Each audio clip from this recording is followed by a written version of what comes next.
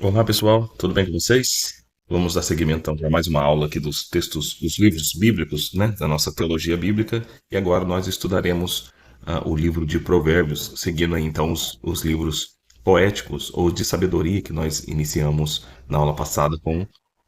Nós já estamos abordando desde as aulas passadas ali com Jó e Salmos, e agora nós entraremos no livro de Provérbios. Lembrando que esse curso não substitui a sua leitura e meditação diária, mas ele serve apenas para te dar ali um embasamento histórico, teológico, político e geopolítico, e também te mostrar o Cristo oculto, né, dentro desses livros do Antigo Testamento, mostrando também que o alvo da Escritura sempre foi Jesus e demonstrar no plano da salvação que Jesus é o Senhor, né, e aquele que nos resgataria do pecado e do mal, trazendo então a gente de volta para a casa do Pai. Então é muito importante que você estude, que você leia, que você tenha aí uma rotina de meditação diária, para que você possa então absorver, né, melhor os conteúdos desse curso, os conteúdos da Bíblia Sagrada, né, que é o alvo aqui e o objeto do nosso estudo nesse momento. Então, esse curso de Teologia Bíblica é para isso, é para te orientar, te dar uma bagagem mais teórica, né, e algumas técnicas de meditação e de estruturação do livro bíblico, quando você estiver lendo, né, para que você possa se situar melhor aí no contexto do Antigo Testamento que nós estamos estudando agora, onde foi escrito, para quem foi escrito, quais os temas principais, né, versículos-chave. Nós olhamos também todo o contexto político daquela região, né, os povos vizinhos e tudo mais, para que você então possa se situar bem no contexto bíblico de cada livro e saber que o ambiente em que eles foram escritos ou compilados interfere muito na nossa interpretação bíblica e de como nós olhamos e lemos os livros sagrados. É muito importante ter esse conhecimento histórico e conhecimento do contexto em que esses livros foram escritos ou compilados, né, para que a gente possa então extrair de forma mais assertiva a nossa interpretação bíblica e o real sentido que cada livro traz para gente, tá bom? Então nós vamos começar aqui hoje com o livro de Provérbios, vamos trabalhar um pouquinho agora nesse sumário, né, e essa visão geral canônica do livro, e vamos discorrer aí nesse estudo de hoje. Espero que o Senhor possa nos abençoar e Ele possa conduzir o nosso estudo aí com graça e sabedoria pelo Espírito Santo. Amém? Então esse é o livro de Provérbios. Nós temos aqui o sumário, né, executivo e a visão geral canônica. O livro de Provérbios, conhecido no cano hebraico como Mishlei Solomone, ou, né, que significa aí Provérbios de Salomão, ou na Septuaginta grega também como Paronomiai, ocupa uma posição central e vital dentro da literatura de sabedoria, os Ketuvim, que nós já começamos e nós já estamos estudando desde ali do livro de Jó, né, do Antigo Testamento. Enquanto os livros da lei e a Torá revelam os mandamentos absolutos da aliança e os livros proféticos proclamam o chamado ao arrependimento sob o período de juízo divino, o livro de Provérbios concentra-se na aplicação diária e concreta da verdade divina no tecido cotidiano da vida humana. Então, qual que é a grande particularidade do livro de Provérbios? É que ele concentra no dia a dia das pessoas, né? Ele é um livro que medita nas ações diárias, nas reflexões diárias, no trabalho, no ambiente familiar, no casamento, na família, no trato com o próximo. É um livro que visa dar conselhos sobre a vida prática no dia a dia, né? De como nós nos relacionamos no trabalho, de como viver em um ambiente familiar. Então é um livro que está mais próximo do nosso viver. Então toda vez que você lê o livro de Provérbios, você vai ver que esses livros eles falam muito com a gente, né? Porque eles são livros, esse livro são escritos práticos do dia a dia de todas as pessoas. Então eles encaixam perfeitamente em nossa vida. E é muito importante que nós leiamos o livro de Provérbios para que a gente possa abstrair então essa sabedoria que enriquece muito a vida de todo aquele que lê e medita nessa grande obra. Provérbios não é uma mera coletânea de prudência secular ou otimismo moral. Trata-se do manual divino de instrução para a formação do caráter,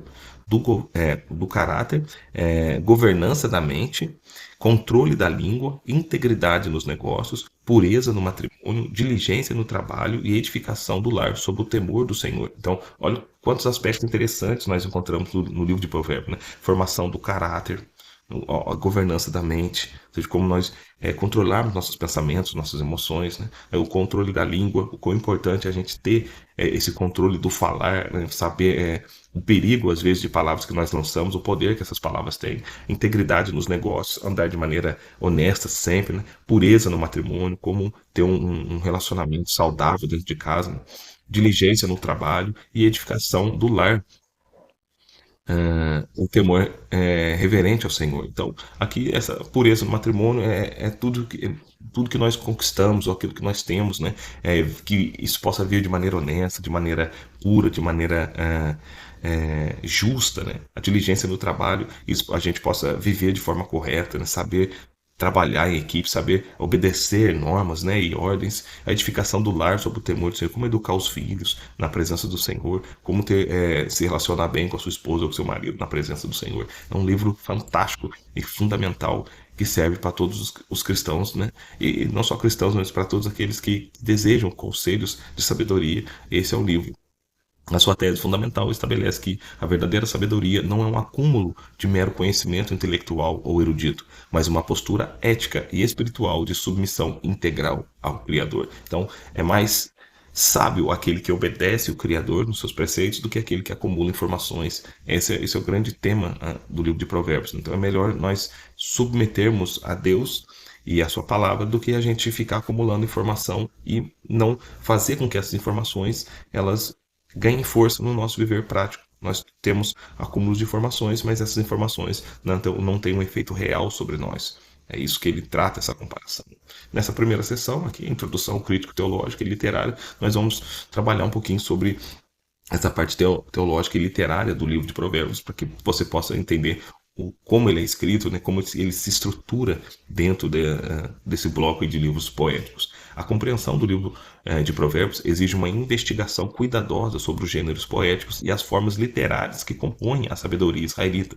O termo hebraico central é o mashal, frequentemente traduzido por provérbio, mas cujo alcance semântico inclui parábolas, comparações, aforismas, alegorias, ditados numéricos, enigmas e discursos de instrução didática. Então, o livro de Provérbios, ele vai além de provérbios, né, propriamente dito. Ele vai além de palavras escritas como provérbios, de textos, né, de provérbios. Ele trabalha no campo dessa palavrinha aí hebraica que tem um sentido que vai além de provérbio, né, mas que pode incluir ali parábolas, que pode incluir comparações, aforismas, alegorias, ditados numéricos. Então, quando nós estivermos estudando o livro de Provérbios e você estiver lendo, você vai se deparar com isso. Para você entender que o livro de Provérbios ele trabalha com parábolas, com comparações, com discurso de instrução, com enigmas. É muito importante você ter essa noção literária do livro de Provérbios, para que você não se perca na sua leitura e confunda ali alegoria com parábola,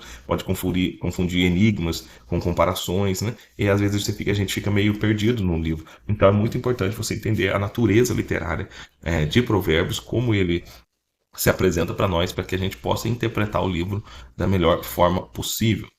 Então nós vamos entrar um pouquinho agora nesse conceito de massal e a natureza dos provérbios. O massal é essencialmente um dístico ou sentença condensada que estabelece uma comparação ou contraste impressionante para transmitir uma verdade moral inesquecível. Hermenêutica e exegética recomendam lembrar que os provérbios bíblicos são princípios gerais de sabedoria sob a providência divina e não garantias invioláveis ou promessas absolutas sem exceção. Eles descrevem a ordem moral ordinária criada por Deus. Então, qual que é o grande cuidado que nós devemos ter quando lemos Provérbios? Que ele não é um livro de profecia, ele não é um livro de promessas, né? Ele é um livro de princípios que que estão ali para nortear o nosso viver diário e nos conduzir, então, na caminhada rumo aos preceitos criados por Deus, né? Que descrevem ali a ordem moral criada por Deus. Então, o Provérbios ele trabalha com princípios gerais de sabedoria e providência divina, e não garantias invioláveis ou promessa absoluta sem exceção. Não existe uma garantia de que se a gente cumprir essa sabedoria, tudo aqui, a gente vai receber virtude, graça, riquezas, prosperidade. Não, porque cada um tem um viver particular, né? Cada um está num contexto particular, mas esses princípios que norteiam todo o livro de Provérbios estão ali para nos dar sabedoria, nos dar confiança, nos dar uma bagagem emocional e um arcabouço de sabedoria para que a gente possa enfrentar e saiba enfrentar esses momentos, tanto de adversidade que nós encontramos, ou também saber aproveitar, né, e valorizar os momentos de felicidade que nós passamos. Então, esses são princípios gerais que norteiam toda a vida de um cristão ou de uma pessoa comum, né, que está ali na sua grande jornada e caminhada nesse plano, né, nessa vida terrena. Então, esse livro ele não trabalha com promessas ou profecias de que, ou garantias de que se a gente fizer tal coisa, nós receberemos tal coisa. Não, mas ele estabelece princípios para que esses princípios possam, então, nos dar aí um caminho seguro a viver e nos livrar de alguns males que está sobre a nossa responsabilidade, de alguns acontecimentos que está sobre nossa responsabilidade. Então, aquilo que está em nossas mãos, né, aquilo que o Senhor confiou a nós temos princípios de sabedorias aqui que faz com que a gente caminhe de forma correta e assertiva. Mas nós não estamos livres de eventualidades, né? Por exemplo, doenças, acidentes, ou alguma coisa ruim que possa acontecer conosco. Porém, se nós andarmos nesses princípios, a chance de a gente poder cair num desses acontecimentos que destroem a vida do cristão é menor do que se a gente ignorar de vez esses princípios de sabedoria. Então, é muito interessante a gente perceber, né, como que essas palavras escritas do livro de Provérbios estão aqui ditas e inspiradas pelo Senhor para nos dar sabedoria necessária para enfrentar então o nosso dia a dia, né, e a nossa caminhada de fé rumo à glória, né? Aqui nós temos o paralelismo poético e recursos estilísticos. Nós vamos entender um pouquinho como que funciona, então, os versículos aí de Provérbios, para que a gente possa interpretar legalzinho o texto no nosso estudo. Nós temos o paralelismo antitético, né, que é predominante na grande coleção de Salomão, que vai do capítulo 10 a 15. O dístico opõe o justo ao ímpio, o diligente ao preguiçoso, o sábio ao tolo. Então, o dístico, que é um dos recursos estilísticos, né, e do paralelismo antitético do livro de Provérbios, ele trabalha fazendo então essa oposição do justo e do ímpio, do diligente e do preguiçoso e do sábio e do tolo. Por exemplo, Provérbios 10, 1, nós temos esse exemplo, né, do dístico. Né? O filho sábio alegra o seu pai, mas o filho insensato é a tristeza da sua mãe. Então nós temos então a comparação, né, do filho sábio com o filho insensato. Nós temos então a oposição de um filho que tem sabedoria e um filho que é insensato. Então, esse é um dos estilos que nós encontramos dentro do livro de Provérbios. Também nós temos o paralelismo sinônimo e sintético, que desenvolve a mesma ideia ou acrescenta camadas de explicação prática. Por exemplo, no Salmo 16, 18. A soberba precede a ruína e a altivez de espírito precede a queda. Então, ele, nesse estilo, né, de paralelismo sinônico e sintético, ele desenvolve uma ideia e, ao mesmo tempo, ele acrescenta e amplia aquela ideia, aumentando, então, o sentido daquele erro, vamos dizer assim, que aqui, no caso, é a soberba, né? Ele fala, a soberba precede a queda, é um mal, agora ele amplia esse mal, e também a altivez do espírito precede a queda. Então, não só a soberba, né, física, vamos dizer assim, no nosso corpo natural, mas também a altivez do espírito, o espírito orgulhoso, também precede a queda. São razões da queda humana, vamos dizer assim. Também temos instruções parentais e discursos de sabedoria. Nos capítulos 1 a 9, a instrução assume a forma de exortações de um pai ao seu filho, contrastando a senhora sabedoria com a mulher, né, a tolice e adúltera, mulher tola e adúltera, no caso. Né? Então, e também nós temos essas instruções parentais aí, e discurso de sabedoria. Nós veremos mais para frente, que eu separei alguns versículos para a gente trabalhar um pouquinho mais essa ideia de sabedoria. Né? Ele compara duas mulheres, a sábia, né, e a mulher tola, para nos trazer ali grandes revelações da nossa caminhada. Nós temos também o poema acróstico final, que o livro se encerra no capítulo 31, 10 a 31, com um poema alfabético perfeito celebrando a mulher virtuosa. Então nós temos paralelismo antitético, paralelismo sinônimo e sintético, instruções parentais a discurso de sabedoria e poema acróstico final. Então volte o vídeo aí, pause, leia, releia, medite de novo, abra nos versículos que foram aí orientados, para que você então vá pegando aí devagarzinho, né, como entender esses textos e fazendo então a assimilação desses estilos, né, do livro que compõe o livro de Provérbios. É importante você pausar, ler, e voltar ao vídeo se você ficou com alguma dúvida, né, para que você possa entender e absorver o máximo possível dessa nossa aula que nós estamos fazendo hoje aí. Nós temos agora a seção 2, que nós vamos trabalhar um pouquinho a autoria, datação e evidências acadêmicas sobre o livro de Provérbios. O livro de Provérbios é um compêndio do que reúne várias coleções de sabedoria produzidas e compiladas ao longo de vários séculos. Embora o rei Salomão, no século X a.C., seja a figura proeminente e patrono supremo da obra, o próprio texto identifica outros autores e editores inspirados. Então, nós ouvimos sempre falar Provérbio de Salomão, tal, o provérbio foi escrito por rei Salomão, mas não é bem verdade, né? Nós cremos sim que a maioria dos provérbios foram escritos por Salomão, mas o próprio livro de Provérbios indica para nós outros escritores e outras pessoas que também transmitiram sabedoria no decorrer dos tempos, né? Então ele é um compilado de sabedoria que vai desde Salomão até outros personagens que compõem e que também trouxeram sabedoria para dentro dessa coletânea de sabedorias desse livro do Antigo Testamento. Nós temos aqui a estrutura e autores das 7 coleções do livro, né? O livro dividido em 7 coleções, e dentro dessas coleções aí num espaço desde o século X até provavelmente ali o século sexto e sétimo antes de Cristo, um período aí de 300, 400 anos de compilação de sabedorias, né, que resultou então em 7 coleções. E essas coleções nós temos aí autores diferentes escrevendo, né, e aqui nós vamos mostrar para você, ó.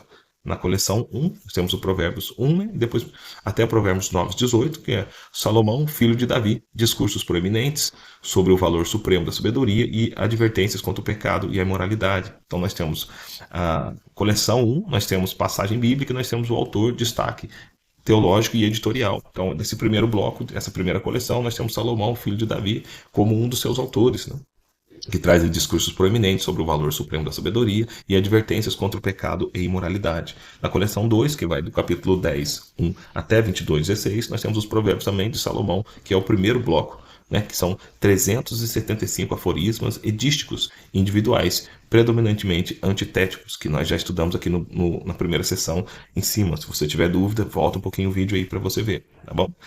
E a coleção 3, que vai ali do Provérbios 22, 17 até 24, 22, os ditos dos sábios. Não, 30 exortações sobre justiça social, suborno e respeito aos limites antigos. Então nós temos que sábios também que escreveram, já não é mais, né, só atribuído a Salomão, então os escritos de Provérbios. Nós temos a seção 4, que é Provérbios 24, 33 e 34, mais dito dos sábios, né, sentenças adicionais sobre parcialidade no julgamento e os perigos da preguiça. Aqui no Provérbios, na coleção 5, Provérbios 25, 1 a 29, 27, Provérbios de Salomão, copiados pelos homens de Ezequias, compilação editorial do reinado de Ezequias, ali no ano 700 a.C.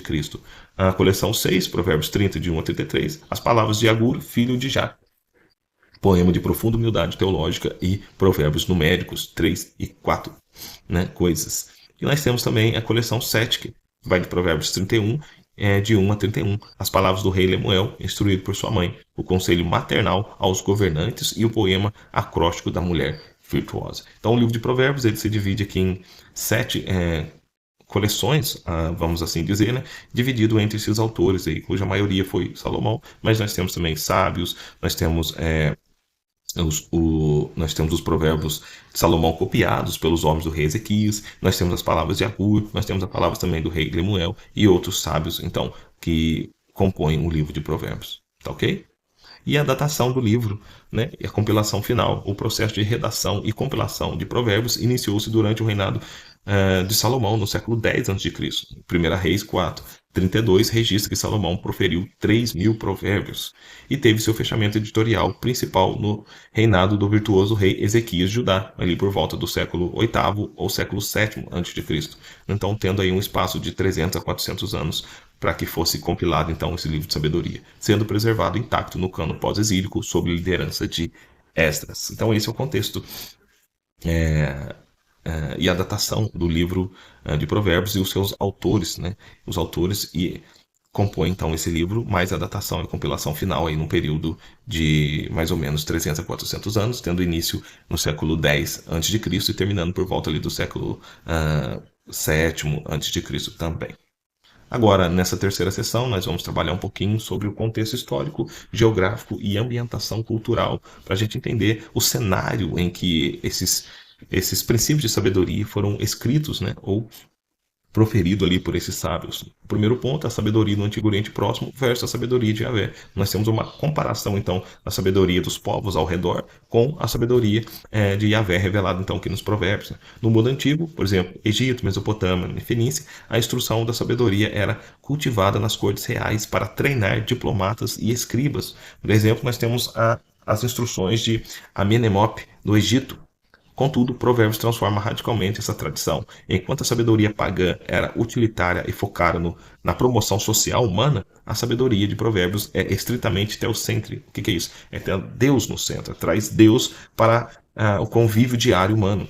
Ela não se limita aos palácios, mas clama nas praças, nos portões da cidade e nos lares dos povos simples. Então são sabedorias que visam alcançar as pessoas mais simples, né, que não têm acesso à instrução mais formal e mais sofisticada dos palácios, mas sim alcançar essas pessoas que moram então ali nas periferias, as pessoas mais pobres, as pessoas que estão ali à mercê desses grandes palácios, né? Então trazer um pouco de alívio e conforto também, e também força e inteligência para que eles possam então sair dessa situação ou saber encarar, né, as lamúrias da vida e as tristezas que cercam aquelas pessoas que estão longe ali dos palácios e tal. Trazer de forma prática a presença de Deus mais próxima a essas pessoas através desses títulos de sabedoria. Isso é um grande foco do livro de Provérbios, essa ação de alcançar os mais pobres, né? Os que estão nas ruas, nos lares mais simples, no dia a dia do trabalho das pessoas mais simples também. A família, os portões da cidade, a economia agrária, que era o tema central dos provérbios. Né? O cenário sociocultural de provérbios reflete a vida do antigo Israel, o que eu acabei de dizer. Uma sociedade agrária, focada na família, na aliança. A casa é o centro primário da educação moral. Os portões da cidade representam o centro cívico, judicial e comercial. O livro aborda o trabalho no campo, o cuidado com os animais, o comércio justo, os pesos e medidas honestas e a defesa dos marcos antigos dos vulneráveis. Então, é o que eu acabei de falar para vocês. Ele trabalha nesses aspectos do dia a dia humano, né? Até contratos os animais, no comércio, você ser justo nas suas negociações. Isso faz com que o livro seja um livro quase que um pedagogo, né? Que trabalha ali segurando na mão do homem, tentando guiar ele por um caminho de justiça, onde ele possa fazer o bem sempre. E o conceito-chave do livro de Provérbios é o temor do Senhor. Né? O versículo temático de todo o livro de Provérbios, Provérbios 1:7, o temor do Senhor é o princípio do conhecimento. Os loucos desprezam a sabedoria e a instrução. O temor não é o terror servil, mas uma reverência profunda, amorosa e santa diante da majestade e santidade do Deus da aliança. Sem o temor de Deus, qualquer sabedoria humana torna-se mera astúcia pecaminosa. Então é aí que ele faz o contraste, né? Enquanto existe uma sabedoria sendo ensinada nos palácios, nas cortes, essa sabedoria não aproxima o ser humano de Deus. Já os provérbios tentam trazer o temor ao Senhor, né? Não um relacionamento de medo, mas um relacionamento de respeito, né? Que traz então a santidade, que traz a majestade de Deus de forma amorosa e mais profunda e mais próxima dessas pessoas que estão ali então nas casas, nos portões e na vida social em geral do antigo Israel e naquele contexto em que Israel vivia. Né? Agora, na seção 4, nós temos a ocasião, o propósito teológico e os gêneros literários que compõem o livro de Provérbios. Essa é uma parte muito interessante do nosso estudo agora, que é o que vai nortear, então, todo o livro de Provérbios e todo o estudo que nós temos que fazer para poder compreender o livro de Provérbios, né? Nós temos o propósito didático e formativo em Provérbios 1, de 1 a 6, que é o prólogo do livro, estabelece explicitamente os seus objetivos pedagógicos, que é aprender a sabedoria e a instrução, que é a formação do caráter e disciplina pessoal. Isso é um primeiro aspecto que o livro trabalha. Nós temos que aprender a sabedoria e a instrução, que é a formação do caráter e disciplina pessoal. Segundo ponto, entender as palavras da prudência, no caso, discernimento espiritual entre o bem e o mal, o verdadeiro e o falso. Por isso que ele trabalha fazendo essas comparações no livro de Provérbios, para que a gente possa discernir o caminho correto, né, e o caminho falso. E nós temos também aqui o ponto 3, receber a instrução do bom procedimento, que é a prática da justiça, do juízo justo e da equidade. Então, olha os caminhos que esse livro procura a nos levar, né?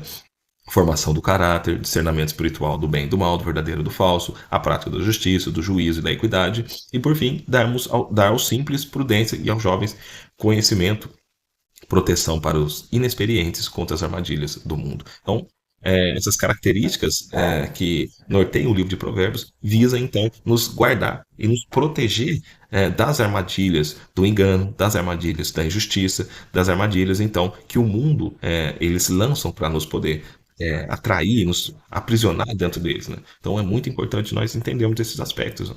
Sabedoria, de prudência, de instrução e de conhecimento dentro do livro de Provérbios, amém? Nesse ponto 2, nós temos as duas figuras alegóricas, que eu tinha falado agora há pouco, né? Que é a senhora sabedoria versus a mulher e a tolice, né? Ou a mulher tola, vamos assim dizer. No capítulo 1 a 9, a sabedoria e a tolice são personificadas como duas mulheres que erguem a sua voz na cidade, preparando um banquete e convidando os inexperientes. Olha que coisa extraordinária, né? A senhora sabedoria, que é a Roquimá, habita na luz, edifica sua casa sobre 7 colunas, oferece vida, honra, justiça e salvação. Provérbios 8 e 9. Nós temos a mulher, a tola, ou a mulher tolice, barra adúltera, que é a ruidosa, enganosa, oferece o pão roubado e as águas doces do pecado, mas os seus convidados terminam nas profundezas do Sheol. Então, o livro de Provérbios ele apresenta dois caminhos, né? O caminho da justiça e da salvação e o caminho, então, da condenação e da perdição eterna. A partir dessas figuras, né? Dessas duas mulheres, então, reveladas nesse livro. Amém? Espero que até aqui vocês estejam gostando, entendendo, né, o livro de Provérbios e que eu esteja conseguindo também contribuir para o crescimento intelectual de vocês dentro, cara, dos meus limites, né, dentro das minhas limitações aí. Mas a intenção é trazer mais conhecimento, trazer mais informações, trazer mais sabedorias, né, que compõem aí os comentários bíblicos e também a revelação bíblica para que a gente possa então ter uma vida aí com uma bagagem intelectual melhor que nos ajuda a interpretar então não só o texto sagrado, mas interpretar também as grandes questões da vida, saber viver e saber andar pelos caminhos onde nós passamos o nosso viver diário, né? Então espero que eu esteja conseguindo aí, apesar das minhas limitações, transmitir para vocês um pouco mais de sabedoria. E é claro, você pode pausar o vídeo, pode ler da sua maneira, da sua velocidade, parar, olhar as palavras, pesquisar os versículos, pesquisar os termos, que é para isso que nós estamos aqui. Eu entrego para vocês o material e espero que vocês também meditem e estudem esse material a partir da explicação básica que eu estou oferecendo nesse momento, tá bom? E nós vamos trabalhar agora a seção 5, né? Os grandes temas teológicos do livro de Provérbios. Nós temos o primeiro, que é a soberana providência divina sobre as decisões humanas. Provérbios ensina que, embora o homem faça seus planos, a palavra final pertence ao Senhor, né? O coração do homem planeja o seu caminho, mas o Senhor lhe dirige os passos. Deus reina soberanamente sobre reis, sortes e ações humanas. Então, esse é o primeiro tema teológico do livro, que é a soberana providência divina sobre as decisões humanas. Deus está acima de tudo. Ele é soberano e ele pode intervir na condição humana, na experiência humana, a partir da sua soberania. No ponto 2 aqui nós temos a ética das palavras e o poder da língua, né? Mais uma advertência de sabedoria. A língua é retratada como um instrumento de vida ou de morte, Provérbios 18, 21. O livro condena duramente a fofoca, a calúnia, a mentira, o testemunho falso, a palavra precipitada, enquanto exalta a resposta branda, a palavra dita ao seu tempo e o falar da verdade com amor. Então faz esse contraste, né? Alguém que tem uma língua envenenada e alguém que tem uma língua ali que quer trazer cura. Falando para nós do poder da fala, né? Do poder que nós temos naquilo que falamos. Isso também é muito trabalhado no Novo Testamento. Por exemplo, ali em Tiago, nós vemos esse falar da língua, né? Que a língua, salvo engano, em Tiago mesmo, a língua ela é como uma faísca, né? Num campo seco que pode incendiar tudo. Por exemplo, quando nós queremos dominar o cavalo, nós colocamos o freio na boca. Também são ali texto de sabedoria que mostra que quando o homem controla a sua língua, ele controla o seu corpo inteiro. Né? Aqui no ponto 3 nós temos a teologia do trabalho versus o pecado da preguiça, o preguiçoso, no caso. Provérbios dedica profunda atenção ao trabalho honrado e condena o preguiçoso, através de saltérios vibrantes, por exemplo, o preguiçoso que diz: um leão está na rua, que se vira na cama com a porta dos seus ganchos, ou que coloca a mão no prato e tem preguiça de levá-la à boca. Olha pra você ver. O cara grita, né? O leão está na rua. Ou seja, ele vê o leão, eu acho que ele nem corre do leão e já sabe que não dá para escapar e nem tenta, é mais ou menos isso, né? Que se vira na cama com a porta nos seus ganchos, ou que coloca a mão no prato e tem preguiça de levá-lo à boca. Ou seja, o cara vai comer, ele deixa a mão em cima do prato, mas ele tem preguiça até de trazer a comida na boca. Ele faz ali uma hipérbole, né, exagerando o contexto do preguiçoso para mostrar o quão ruim é uma pessoa preguiçosa, uma pessoa que não tem ânimo e não tem coragem para nada, né? E também no ponto 4, a pureza sexual, o matrimônio e a mulher virtuosa. O livro adverte severamente contra a imoralidade sexual e o adultério, mostrando que o pecado sexual destrói a honra, a riqueza e a alma. Provérbios 5, 6 e 7.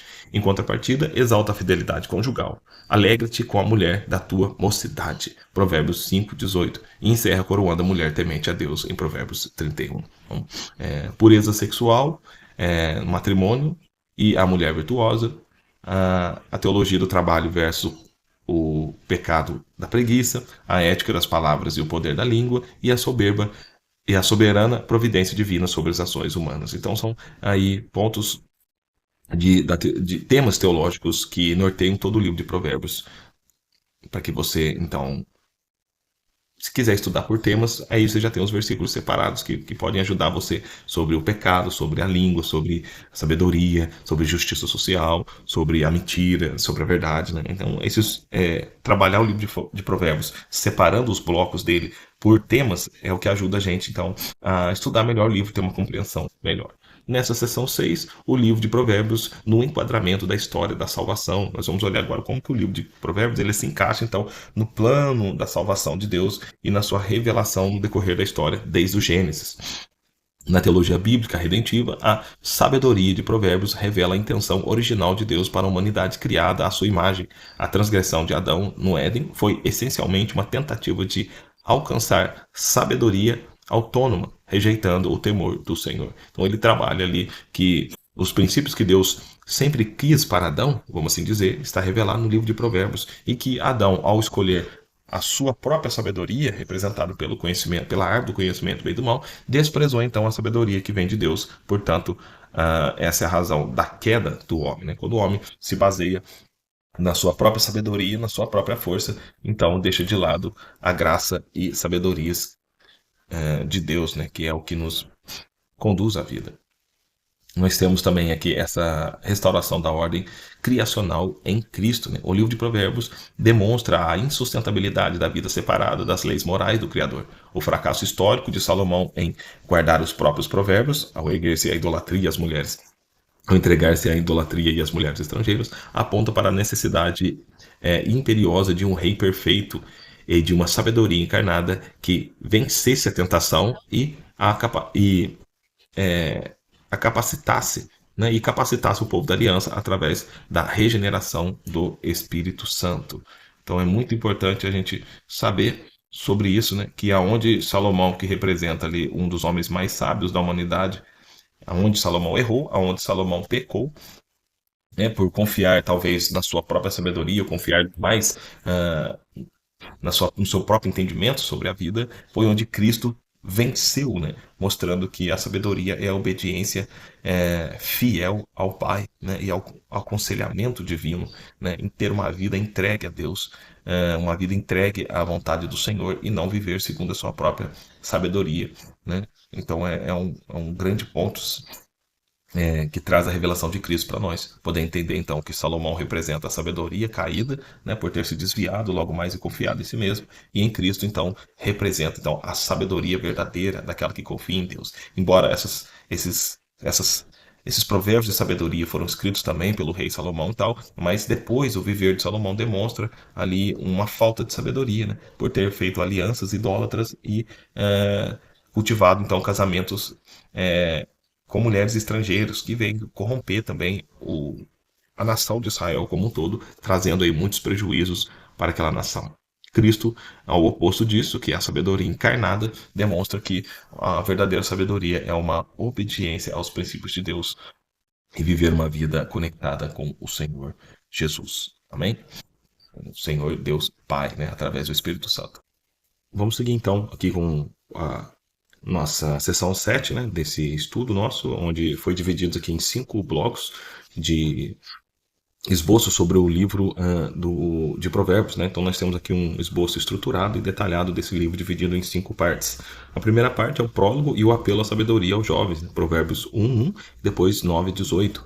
Nós temos aqui o ponto 1, que vai tratar do propósito e o lema do livro, né? Capítulo 1, versículo de 1 a 7, os objetivos pedagógicos e o axioma supremo, ou seja, o temor do Senhor é o princípio do conhecimento. Está logo no começo do livro, ele já lança, né, as bases que vai estruturar então todo o pensamento de sabedoria do livro de Provérbios, falando então que toda sabedoria começa com temer a Deus, né?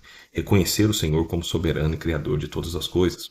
Segundo ponto, a advertência contra más companhias e a violência, no caso, né? Provérbios 1, de 8 a 19, o apelo dos pais e o perigo do ganho ilícito. Então, ele vai falar sobre, perdão, irmãos, sobre ouvir os pais, né, os ensinamentos dos mais velhos, e vai falar também sobre o perigo de você ganhar as coisas de forma ilícita. Então são advertências e aconselhamentos que são bem atuais aí para os nossos dias e vale a pena você estar estudando, tá? Nós temos o primeiro clamor de sabedoria, no ponto 3 aqui nas praças, de 1, capítulo 1, do 20 ao 33, que a sabedoria repreende os simples e promete segurança aos que ouvem. Então a sabedoria serve como uma pedagoga, né? Ela instrui e ela ajuda aqueles que estão prontos ali para ouvirem, né? E estão atentos aos seus ensinamentos. No ponto 4, nós temos benefícios múltiplos da busca pela sabedoria, do capítulo 2, que vai do versículo 1 ao 22, a busca como tesouro escondido e a proteção contra o homem perverso e a mulher adúltera. Então isso é o que a sabedoria nos proporciona, né? No ponto 5, confiança de todo o coração em Yahvé. No capítulo 3, a partir do verso 1 ao 35, confia no Senhor de todo o seu coração e não te estribes no teu próprio entendimento. Depois, a mordomia dos dízimos e primícias. Então nós temos aqui princípios, né, de confiança e em Deus, na sabedoria do Senhor, e não colocar a nossa confiança em nossa própria sabedoria, em nosso próprio braço, como a gente já falou aqui sobre Salomão, né, o que acabou acontecendo com ele. No ponto 6, nós temos a herança da sabedoria familiar, ou seja, a instrução do pai e seus filhos, né, sobre tudo o que se deve guardar, guarda o teu coração, que dele procede as saídas da vida. Hebreus não, Provérbios capítulo 4, versículo 23, é um dos textos para mim mais profundos desse livro de Provérbios, falando sobre o coração, né, e Jesus vai reverberar isso mais para frente, dizendo que do coração procedem, né, aquilo que contamina o homem, as saídas da vida, né? Então é dali que o que sai do coração é o que contamina o homem. E aqui nós já temos uma advertência que nós devemos guardar o nosso coração, estudar e refletir sobre as ações do nosso coração, né? Porque aqui então procedem as saídas da vida. No ponto 7, nós temos as advertências drásticas contra a imoralidade sexual, que vai do capítulo 5, versículo 1 em diante, depois do capítulo 7, versículo 27. Nós temos as armadilhas da adúltera, o valor da fidelidade conjugal, o jovem ingênuo caído na armadilha, a tentação do capítulo 7. Então, são tudo aquilo que a imoralidade sexual pode fazer conosco, né? Criando armadilhas, adultério, pode trabalhar contra a nossa fidelidade conjugal e atraindo principalmente o jovem, né? A uma tentação e uma armadilha, a um laço, né? Ponto 8, nós temos o discurso glorioso da sabedoria pré-existente.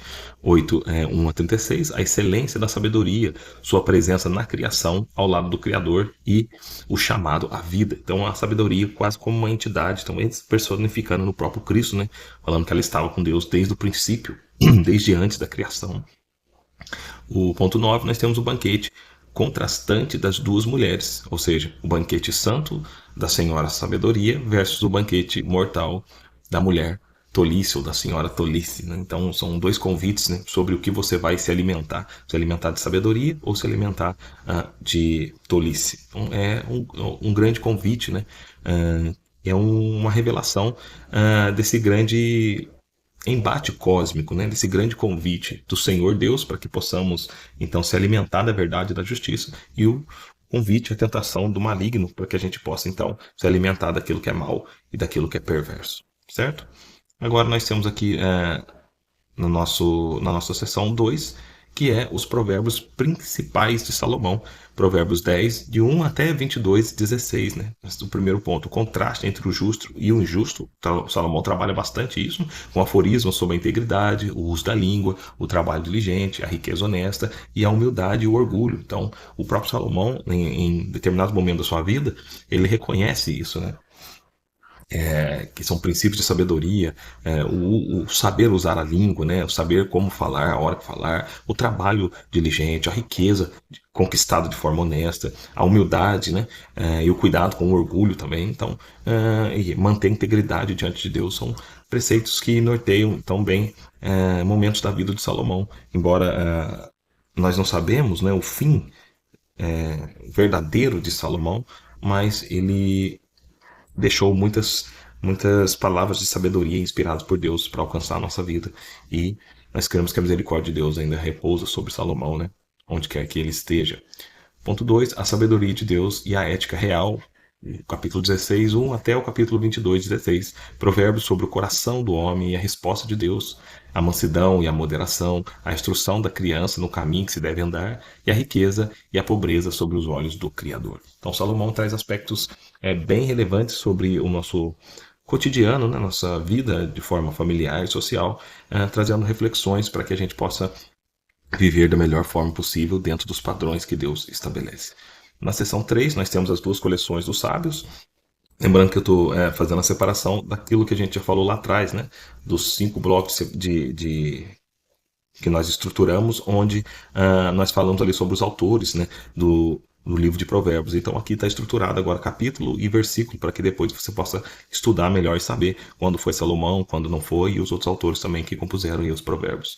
Então, agora no ponto 3 são as duas sessões dos sábios, né? Provérbios 22, 17 a Provérbios 24, 34. Primeiro, os 30 ditos dos sábios, que vai do 22, 17 ao 24, 22, que são exortações contra a remoção dos marcos antigos, a opressão dos pobres, a glutonaria, a inveja dos pecadores e o auxílio aos necessitados. Então, mais uma vez, trazendo ali um apelo social, né, de auxílio aos necessitados, de lembrar dos conselhos antigos, né? Também trabalhar contra a glutonaria, né? Sempre tendo como alvo o seu próximo, compartilhamento, né? Você não ter demais para que o outro não tenha de menos. E aqui no ponto 2, os ditos adicionais dos sábios, do capítulo 24, do verso 23 ao 34, que é falado ali sobre imparcialidade nos julgamentos e o retrato impressionante do campo do preguiçoso coberto de espinhos. Então ele fala sobre o quão ruim é alguém preguiçoso, né? Que essa pessoa não produz, essa pessoa não avança, não consegue desenvolver nada na vida por causa dessa preguiça, né?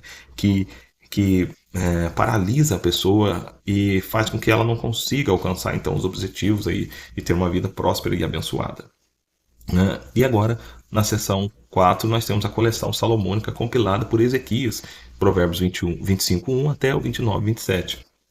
No ponto 1 é o relacionamento com reis, vizinhos e inimigos, né? No capítulo 25, do verso 1 até o 28, a glória de Deus em ocultar coisas e a do rei em esquadrinhá-las, dar de comer ao inimigo que tem fome o controle do próprio espírito. Então, ele fala ali sobre a glória de Deus em ocultar as coisas, né? Ou seja, Deus revela, como Jesus disse, aos seus pequeninos, aquele que é humilde de coração. Fala, e a glória do rei em esquadrinhá-las, ou seja, de meditar nas coisas que Deus reservou, né, para aqueles que o buscam. Sobre dar de comer ao inimigo, né? Ou seja, ter misericórdia também do inimigo e o controle do próprio espírito, saber então ali praticar o domínio próprio. Então nós vemos já essas coisas bem tratadas no Novo Testamento. Muito interessante, conforme a gente vai lendo, a gente percebe esses princípios sendo reverberados dentro do Novo Testamento. Ponto 2, nós temos os sátiras sobre o tolo e o preguiçoso e o fofoqueiro, né? Capítulo 26, do 1 ao 28. Responder ou não ao tolo segundo a sua tolice, o preguiçoso na cama e o mexeriqueiro como lenha no fogo. Tratando então do fofoqueiro, né, que espalha as coisas como fogo, tratando de como responder ao tolo, e o preguiçoso, mais uma vez, dando um exemplo ali de como o preguiçoso fica parado, né, estagnado na sua vida. Ponto 3, advertência sobre a presunção e a amizade leal. Então nós temos aqui no capítulo 27, verso 21 ao 27, não te glories no dia de amanhã, né, mais um conselho falando para você não ter aspirações sobre o dia de amanhã ou viver de forma ansiosa sobre o dia de amanhã. Fala também, leais são as feridas feitas pelo amigo. Mais uma vez falando ali sobre o trato com o amigo, a amizade, a importância disso e como isso pode aconselhar de forma positiva ou negativa, né, o ser humano. E o ferro, com o ferro se afia, falando também ali de coisas que nós utilizamos no nosso dia a dia. Por exemplo, como nós devemos lidar com as dificuldades dessa vida, né? Fazendo a metáfora do ferro que se afia, falando que utiliza-se o ferro para afiar o próprio ferro, ou trazendo um princípio de sabedoria de como nós devemos agir em determinados momentos de nossa vida. Muito importante você parar em cada um desses pontos e dar uma lida lá para que você acompanhe, né? Dá um pause aí e leia os capítulos e volte aqui para que a gente possa esclarecer esses pontos. Lembrando que nós temos o grupo lá de conversa nosso e de mentoria, né, onde você pode fazer suas perguntas e questionamentos, e dentro dos meus limites eu vou auxiliar você e aconselhar você dentro dos estudos bíblicos, tá bom? E nós temos também aqui o ponto 4, né? Leis, liderança justa e aterrorizante confissão. O que é isso? O ímpio foge sem que ninguém o persiga, mas o justo é ousado como um leão. Falando então da diferença entre o justo e o ímpio, né? Depois, o que encobra suas transgressões nunca prosperará. Falando daquele que vive uma vida falsa, né? Uma vida dúbia. E fala, o temor do homem arma laços, mas os que confiam no Senhor estará em alto refúgio. Falando de como que o Senhor, confiar no Senhor, coloca a gente em um grau de elevação e de segurança maior do que viver uma vida de temor, né?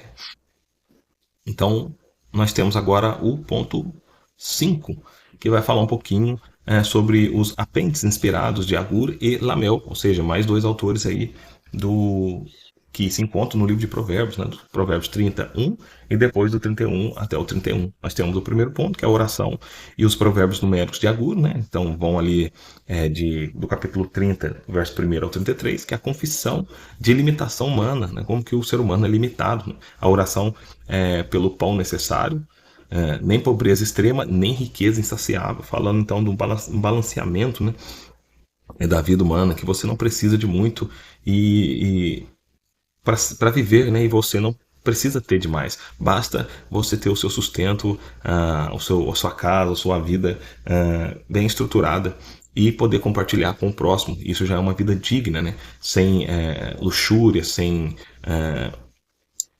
como que eu posso dizer, sem nada sobrando demais, né? Porque sempre quando você tem sobras, pode ter certeza que está faltando para alguém. Onde traz essa ideia, né, de saber viver uma vida sem extremos, né? Sem pobreza demais, mas também sem riqueza demais. Tentar viver uma vida ali, então, de forma regular, vamos assim dizer, né? As quatro coisas insaciáveis e as 4 criaturas pequenas mais sábias. Ele vai falar da formiga, né? Fala pro preguiçoso, vai ter com a formiga. Ele fala do arganaz, fala do gafanhoto, fala da lagartixa. A lagartixa é interessante, que ele fala que sábia é a lagartixa que mora nos palácios, né? Ou seja, e ninguém a percebe lá. Fala então da sabedoria da lagartixa, como ela sabe viver nos ambientes mais ricos do mundo sem ser percebida, sem ser pega, né? Então é interessante você meditar sobre esses animais aí e como esses dois homens fazem essa comparação bem legal, né, sobre esses animais. O ponto 2, nós temos as instruções da mãe do rei Lemuel, no capítulo 31, do verso 1 ao 9, a exortação à pureza sexual do rei, né, sobriedade, que é abstenção do vinho no julgamento, e defesa dos direitos dos desamparados e mudos. Mais uma vez, trazendo então um aspecto sobre o trabalho social, né, e ajuda social aos mais vulneráveis, e falando também que na hora do julgamento nós não devemos estar embriagados, nossa visão não pode já estar cheia de viés, né, que possa atrapalhar então um julgamento mais límpido e mais sóbrio e consciente.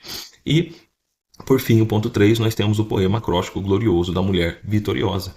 É o retrato de uma mulher de caráter nobre, trabalhadora, generosa, sábia e cuja beleza suprema é o temor do Senhor.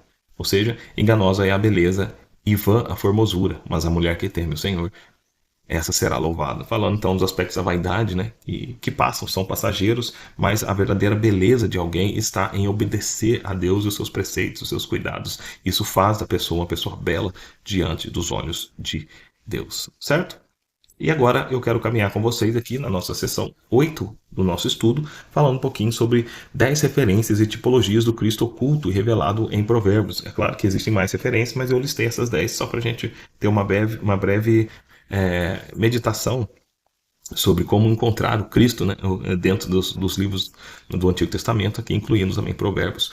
O Novo Testamento faz uma identificação direta e deslumbrante entre a pessoa de Jesus Cristo e a sabedoria de Provérbios. Cristo não é apenas um mestre de sabedoria, ele é a própria sabedoria, a sabedoria de Deus encarnada. Nós vemos isso em 1 Coríntios 1, 24, do versículo 30. Até o versículo 30, no caso, né? Aí o primeiro ponto, nós temos a sabedoria encarnada de Deus personificada. Provérbios 8, 22 a 31, 1 Coríntios 1, 24, 30 e depois Colossenses 2, 3. Anote esses versículos, dá uma pausa e vão ler para vocês verem então essa grande comparação de Cristo com a sabedoria, né? O glorioso poema de Provérbios 8 apresenta a sabedoria existindo antes da criação do mundo, operando como arquiteto ao lado do Pai e alegrando-se com os filhos dos homens. Como eu disse agora há pouco, o apóstolo Paulo identifica abertamente essa figura em Cristo, declarando que ele é a sabedoria de Deus e que nele estão escondidos todos os tesouros da sabedoria e do conhecimento. Glória a Deus. Mais um ponto de revelação, que é o ponto 2, o filho sábio que alegra o coração do pai. Provérbios 10, 1, 15, 20, Mateus 3, 17, João 8, 29. Né? O ditado recorrente, no caso lá em Provérbios, é: o filho sábio alegra o seu pai. Encontra seu cumprimento absoluto no Senhor Jesus Cristo. Em seu batismo e transfiguração, o Pai brada dos céus: este é o meu Filho amado, em quem me comprazo. Jesus é o único Filho perfeitamente obediente que jamais transgrediu a vontade do Pai. Mais uma revelação legal aí do Cristo, né, dentro do livro de Provérbios, já pré-anunciado. A revelação 3, nós temos o banquete da sabedoria e o convite da graça. Ou seja, Provérbios 9, de 1 a 6, e Mateus 11, 28 a 30 e João 6, 51. Ou seja, a senhora sabedoria edifica sua casa, mata seus animais, mistura o seu vinho, prepara sua mesa e envia os seus servos a clamar aos simples. Um chamado a um banquete, né? Vinde, comei do meu pão e bebei do vinho que misturei. Isso prefigura o convite gracioso do evangelho proclamado por Jesus. Vinde a mim, todos que estão cansados e oprimidos, né? Aquele versículo lá em Mateus 11, lindo. E eu sou o pão vivo que desceu do céu. Jesus falando que ele é esse alimento preparado pelo Pai a fim de nutrir as nossas vidas e nos dar ali conforto e saúde. Revelação 4, o amigo mais chegado que o irmão, né? Onde ele no Provérbios fala que tem amigo que é mais chegado do que o irmão. Então ele vai falar sobre isso em Provérbios 18, 24, 17, 17. E nós vemos também em João 15, 13 a 15 e Romanos 5, 8. Né? Provérbios declara que há amigos mais chegados que o irmão e que em todo o tempo ama o amigo. Jesus Cristo cumpriu essa tipologia de forma incomparável ao entregar a sua própria vida pelos seus amigos no Calvário e ao escolher os pecadores e desamparados como seus irmãos. Ele mesmo fala, né, já não vos chamamos mais servos, mas agora vos chamamos de amigos, né? Vocês são meus amigos porque entenderam a palavra do Pai. Revelação 5, o Rei justo, que governa com lábios divinos e limpos. Provérbios 16, de 10 a 13, 28, e Isaías 9, 6, 7, Apocalipse 19, 11. Provérbios afirma que o oráculo divinatório há nos lábios do rei, ou seja, as palavras de revelação estão no lábio do rei, né? Em julgar, não deliquirá a sua boca, ou seja, quando ele julga, ele não vai sujar ou manchar, né, a sua boca. E que o rei, assentado no trono, dissipa todo o mal com o seu olhar. Então ele fala que as palavras do rei são sábias, né, e límpidas, e fala também que quando ele julga, ele não vai manchar a sua boca por causa da sabedoria que tem em seus lábios. Isso tipifica o reinado messiânico do Senhor Jesus, o Rei dos Reis, que governa com senso de equidade, sem fraude ou parcialidade. Nós temos a revelação 6, que é a palavra pura e testada de Deus, a revelação do Filho. Provérbios 30, de 4 a 5, João 1 a 14 e João 3, 13. Agur faz perguntas profundas em Provérbios 34. Quem subiu ao céu e desceu? Quem cerrou os ventos nos seus punhos? Qual é o seu nome? Qual é o nome do seu filho, se é que sabes? E conclui que toda a palavra de Deus é pura. Jesus responde diretamente essa pergunta em João 3,13. Ora, ninguém subiu ao céu, senão o que desceu do céu, ou seja, o Filho do Homem. Então ele estava falando diretamente da descida do Filho do Homem, cumprindo então e respondendo essa pergunta de Agur, né? A revelação 7, a torre forte e o refúgio do inocente. Provérbios 18, 10, Salmos 61, 3, depois Filipenses 2, de 9 a 11. Torre forte é o nome do Senhor. Para ele corre o justo e está em alto refúgio. Provérbios 18, 10. O nome de Jesus é a autoridade máxima e o refúgio inabalável concedido à igreja. Diante das acusações de Satanás, da morte e do juízo, o crente encontra salvação absoluta no nome do Senhor Jesus. Mais uma comparação, uma revelação linda para que a gente enriqueça espiritualmente. Glória a Deus. Oitava revelação, o advogado e defensor dos mudos e desamparados. Ou seja, Provérbios 31, de 8 a 9, 1 João 2, 1 e Hebreus 7, 25. A ordem dada ao rei Lemuel é: abra tua boca a favor do mudo, pela causa de todos que se acham em desolação.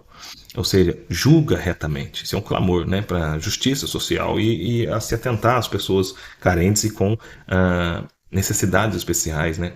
Jesus é o nosso advogado perfeito junto ao Pai, 1 João 2,1, que abre a sua boca no tribunal celestial em defesa daqueles que eram espiritualmente mudos e incapazes de se defender da condenação da lei. Jesus como nosso advogado, então, fazendo esse papel de mediador, né? Para que quando nós não temos direito de fala, por causa dos nossos pecados, nossos erros, Jesus atua, então, como nosso advogado, aquele que interpreta a lei em nosso favor.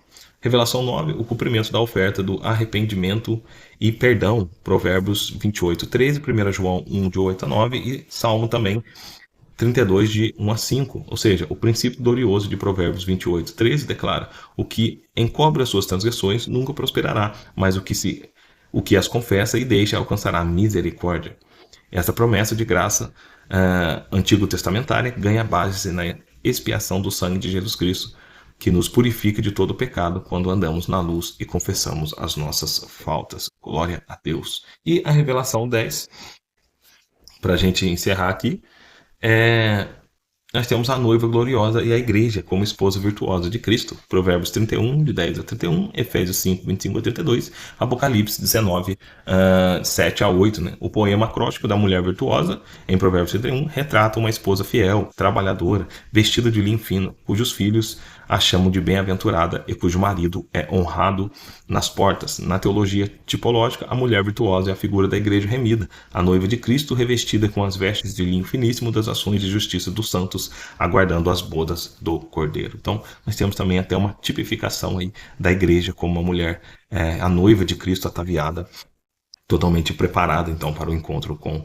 o noivo. E nós chegamos então aqui no fim do nosso estudo, falando sobre a última sessão, né? A sessão 9. Nós temos uma aplicação então homilética e pastoral para a igreja contemporânea. Ou seja, nós temos aqui o primeiro princípios para a formação cristã e discipulado. A centralidade do temor de Deus na educação. Nenhuma educação é neutra. Ensinar ciências, humanidades ou tecnologia sem o temor de Deus é formar tolos cultos. As famílias e igrejas devem resgatar a instrução no temor do Senhor como base de todo o conhecimento. Então, ao educar os filhos, né, nós temos que ensinar eles no temor do Senhor, a entender que existe um Deus que está ali para cuidar, para disciplinar também, para acompanhar e guiar nossos passos, orientando a gente com a sabedoria infinita que ele possui e a sua revelação mais clara em Jesus Cristo. Né?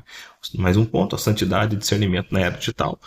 Os avisos contra a fofoca, mentira e imoralidade em Provérbios aplicam-se diretamente ao uso das redes sociais, né? Do acesso à internet e da preservação do coração contra a pornografia e a analidade. Ou seja, nós temos então um conselho, se a gente aplicar para os dias de hoje, né, como que esse discernimento de santidade atua principalmente na mente dos jovens aí, né, nas redes sociais, que é um ambiente de muita fofoca, mentira, né, de pornografia, de banalidade e de coisas que podem perverter o coração dos jovens e adultos. É muito interessante nós temos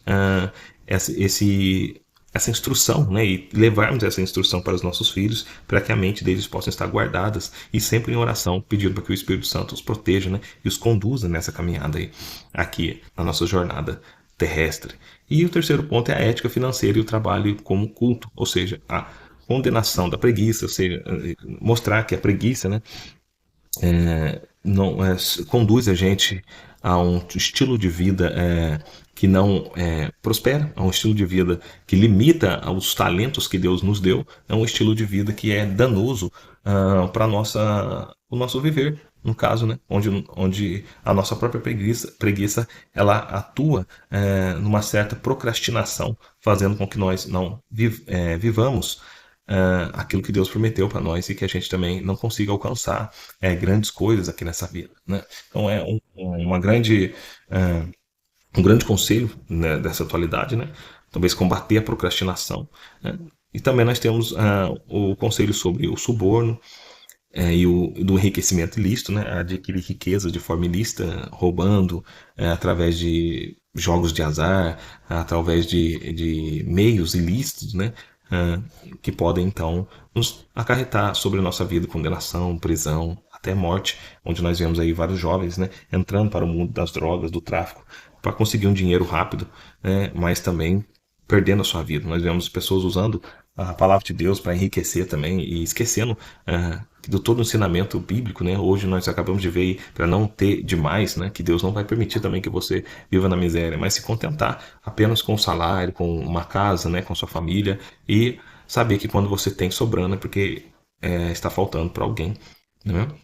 E o testemunho profissional dos cristãos no mercado de trabalho. Como você atuar, então, no seu mercado de trabalho, né? Qual o testemunho que nós damos no nosso ambiente de trabalho. Então, são reflexões que englobam todo o nosso viver em sociedade, o nosso viver familiar, né? E a nossa vida de uma forma geral, aqui nesse plano que nós estamos, né? Nesse mundo que nós vivemos, chamado de Terra, no nosso plano terrestre, na nossa condição de seres humanos, vivendo nesse mundo, né?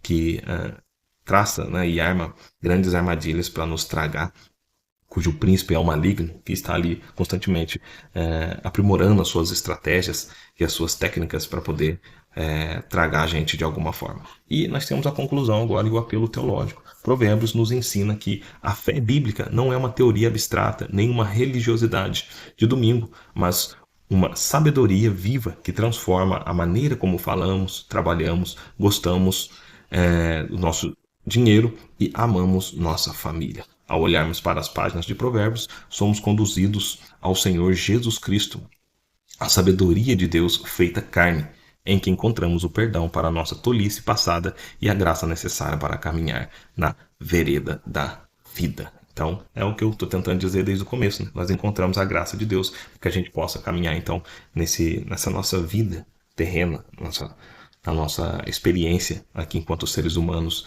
podemos termos esses princípios de sabedoria que podem, então, nos conduzir de forma segura nessa nossa jornada. E para encerrar, Provérbios 9:10, o temor do Senhor é o princípio da sabedoria e o conhecimento do santo é prudência. Amém? Então, que essas palavras possam estar dentro dos nossos corações e nos auxiliar na nossa jornada cristã. Que Deus em Cristo vos abençoe. Espero que eu tenha conseguido compartilhar um pouco de conhecimento com você, tenha me tornado claro, né? E qualquer dúvida, estamos lá para auxiliar.